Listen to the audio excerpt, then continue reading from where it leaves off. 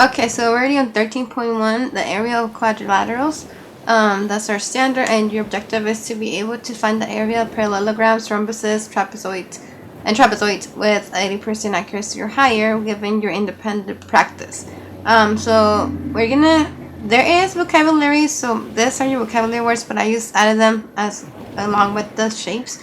So first one is a parallelogram. Parallel means lines that will never touch because they have the same slope. We'll get to that in 8th grade. But it's basically, if you know Spanish, quad, go like a quad, like 4 wheels. So cuatro, 4, and lateral, sides, lado, if you think Spanish, lado, right? So 4 sides. So it's a shape that has 4 sides, and it has 2 parallel sides. So meaning this is one pair that will never touch, and that's another pair that will never touch. Those little symbols mean that they're parallel. I have it over here. Okay, so the little arrows tell you that they will never touch. And so we're gonna find areas of. The only thing you have to do is basically you have to know the formula. You have to memorize the formulas, and then you're gonna plug in or substitute in the values that you're given. Okay, and then we'll do one where you actually have to figure out one of the values that are not given the area. And again, you have to use the right formula for the right shape. That's all you have to do. So parallelogram again is the 4-sided shape with 2 sides that are parallel sides. 2 pairs of sides that are parallel, and so the area formula is base times height. The base is always going to be this. Do not get confused. This is not the height. The height is how tall it is from the top of the shape all the way to the base, making 90-degree angle. Okay. So that's going to be your base. So base and then times your height. So this is your height. That's your base. Okay. So let's do this one right here. So you have a parallelogram that has a base of 13 and a height of 7. So imagine that you were given that this was, I don't know, 10 inches. You're going to have to ignore that. Okay. Don't get confused. So I'm going to do base times height. Was my base 13? Okay. That's what I mean when I substitute in. So base times height. My base is 13. And I remember that's multiplication. And my height is 7. If you have it like that, you're going to get it wrong. You have to multiply those two. So then I go 13 times 7. 91. Okay. So it's 91 and then inches squared. And the reason why is because you're multiplying inches times inches. So you have 2 of the same power, right? Like when you have 3 times 3, that's 3 to the second power. The same idea. The other thing that can help you is you're working with a 2D shape, so it has to be to the second power. And the other thing that can help you remember that it's always squares because you're trying to figure out how many unit squares are there in the inside of the parallelogram. Okay? Let me give you one to do for this one.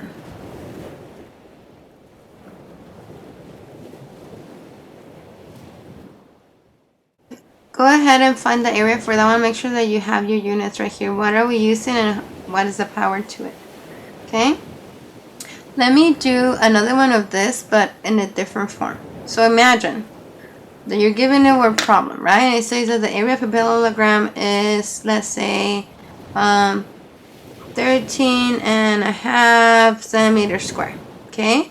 And they tell you that the base of the parallelogram is, let's say, 6 centimeters, right? Well, let's say that it's 5 centimeters. Okay, then you don't know the height. Okay, so how do we do that? Again, we're gonna look for the unknown. So I'm gonna start with my formula and I'm gonna plug in what I know. So I have this. Do I know area? Yes, I do. It's right here. So I'm gonna erase. I'm gonna write 13.5 meters squared. And do I know my base? Yes, I do. That's 5. And do you know my h? No, I don't know my height. That's what I'm looking for. Okay? Remember, inverse operation. So here we go. So I want to isolate my h, right? So I want to isolate my h. Therefore, I have to divide by this. So I'm going to have to divide by that. That cancels out because that's just 1. And then I'm going to divide by this. So now you have 13.5 centimeters on centimeters. Let me show you this really quick. And then times this. I can cancel that out. And then the answer is going to just be centimeters. That's going to help you with physics in high school. But anyways, so then I go, remember first one inside the house. So 13.5 divided by 5.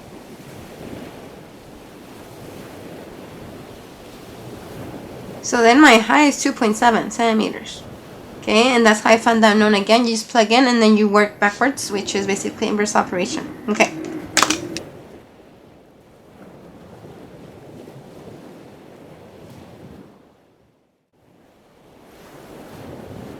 I'm going to tell you the parallelogram has area of 27 centimeters square. And I know that my height is 3 centimeters. Find the base for me. Okay, here we go. Trapezoids. Quadrilateral, four-sided shape with exactly one pair of parallel sides. Meaning, only these two are parallel or these two. This is a right trapezoid because it's a right angle. But these are not parallel because eventually they're going to touch. And then these ones are going to touch as well. Okay, so those are not parallel sides. Make sure again that you know that the base is this bottom part. And this one, it has two bases. It has base 1 and base 2, base 1 and base 2. But then the height, remember, has to go from the tip, from the top of the trapezoid all the way to the base, creating a 90-degree angle. So in this case, you already have it, but in this one, do not get confused. This is not the height. This right here is the height from here to here. Okay, so let's work those out. There's two ways that you can memorize the formula. You can do 1/2 times height times base 1 plus base 2. Essentially, this is the same as that because when you multiply by 1/2, it's the same as dividing by 2. So let me kind of show you an example. If I'm gonna have, let's say, 9 multiplied times 1, let's pick an even number. So a times 1/2, I put in 100, I multiply straight across, so that's a over 2, which is 4. And isn't it true that a divided by 2 is 4? Yep. Okay, so multiplying by 1/2 is the same as dividing by 2. So basically, if you remember reciprocal, 2 and 1/2 are reciprocal from each other. So if you multiply by this, then you basically divide by the reciprocal. Okay. So I like to work with this one, but I'll show you both ways. Then you can pick whichever one you want. Is the same thing eventually.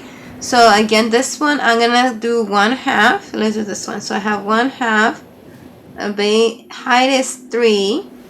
Okay, and then I'm gonna take base 1 plus base 2. So then I have 6 plus 8. Again, do not be deceived. Do not use this one right here. That side. Okay.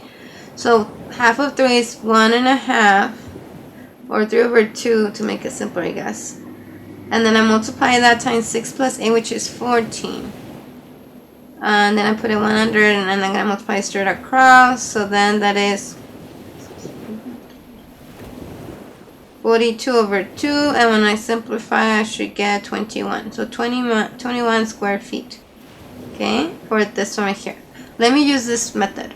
So I have base 1 plus base 2 over 2 times height. So base 1 is 6 plus 8, divide that by 2, and then times it by 3. So then 6 plus 8 is 14. 14 divided by 2 is 7, and 7 times 3 is 21. Same answer, okay? I prefer this method. It's faster for me, but whichever of the two you choose, that's the one you do, okay? Let me go ahead and do this one.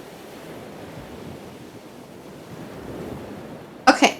So for this one right here, same idea. So let me do it both ways. 1/2 times height, which is 6, times base 1 plus base 2. Ignore the 5 because you don't need to do that. So half of 6 is 3. And then times 4 plus 10 is 14. So this is 42 square feet. If I use this method, I'm going to do 4 plus 10. Divided by 2 times 6. So 4 plus 10 is 14. Divided by 2 is 7. 10 times 6 is 42. Okay? Again, same answer. Just different ways to do it. Okay? Let me go ahead and give you one to do. Okay, go ahead and find the area for this one. Okay, so let's get to the rhombus.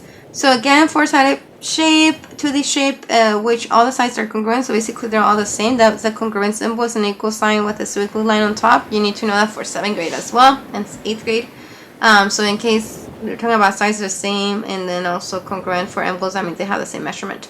And the opposite sides are parallel. So again, this means that they're all the same length, and then parallel means these two are parallel and these two are parallel, and they have diagonals. So the diagonals go from here to here and there to here. Have diagonal 1, diagonal 2. Okay, so that formula is 1/2 times diagonal 1 times diagonal 2, or you can do diagonal 1 times diagonal 2 divided by 2. I prefer this one, but again, let me show you both ways. So I'm gonna copy the formula and then I'm gonna write what I know. Do I know diagonal 1? Yes, that's 6. And do I know diagonal 2? Yes, that's 10. So remember, I'm multiplying those, so make sure that you do parentheses or something so you know. So then you go half of 6, okay? You're basically saying this.